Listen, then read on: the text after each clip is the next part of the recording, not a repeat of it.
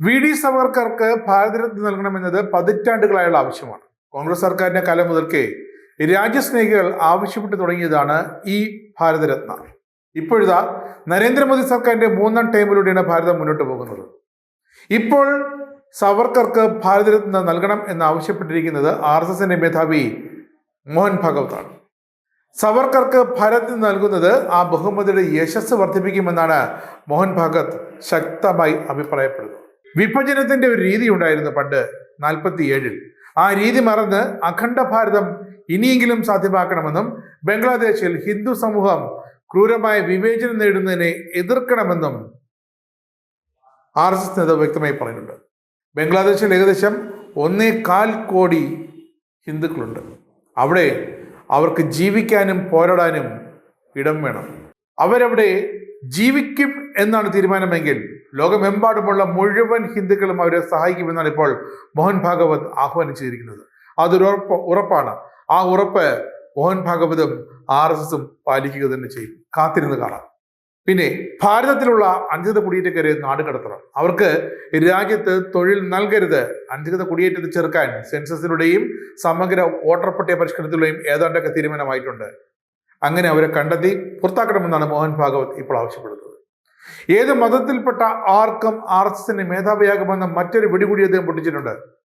SC/ST വിഭാഗങ്ങളിൽപ്പെടുന്നവർക്ക് അയോഗ്യതയില്ല. ബ്രാഹ്മണ വിഭാഗത്തിൽപ്പെടുന്നത് അതൊരു യോഗ്യതയുമല്ല.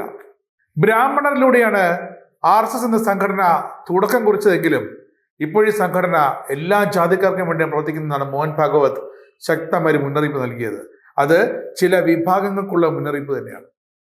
ഇത് നമ്മുടെ രാജ്യമാണെന്നും നമ്മളൊരു രാജ്യമാണെന്ന കാര്യം മറക്കരുതെന്നും തമ്മിൽ പോരടിക്കരുതെന്നും RSS മേധാവി വീണ്ടും ഒരു ഉപദേശം നൽകുന്നുണ്ട്. രാജ്യത്തിന്റെ അതിർത്തിയിലെ ശത്രുക്കളോട് നമ്മുടെ ശക്തി കാട്ടുന്നതിന് പകരം നമ്മൾ തമ്മിൽ പോരടിക്കുന്നു. ഇന്ത്യയിലെ ഓരോ പൗരനും രാജ്യത്തിന്റെ ഐക്യവും അഖണ്ഡതയും ഊട്ടിയുറപ്പിക്കാൻ ശ്രമിക്കുകയാണ് വേണ്ടത്.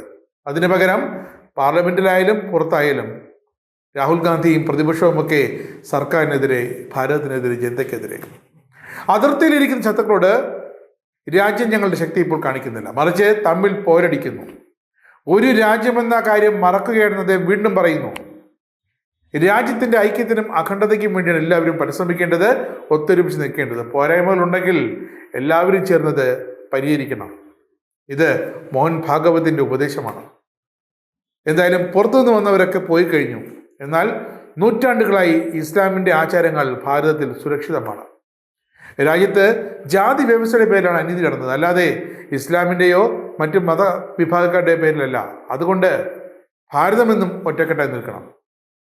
രാഹുൽ ഗാന്ധിയുടെ വഴിക്ക്, അല്ലെങ്കിൽ പ്രതിപക്ഷത്തിന്റെ വഴിക്ക്, കോൺഗ്രസിന്റെ വഴിക്ക്, BJPയും RSSും അവരുടെ വഴിക്ക്. അതിനി പറ്റില്ല, അത് പാടില്ല, അതിനി തുടരരുത് എന്നാണിപ്പോൾ വി.ഡി. സവർക്കറുടെ നാമത്തിൽ മോഹൻ ഭാഗവത് ഇപ്പോൾ ആഹ്വാനം ചെയ്തത്.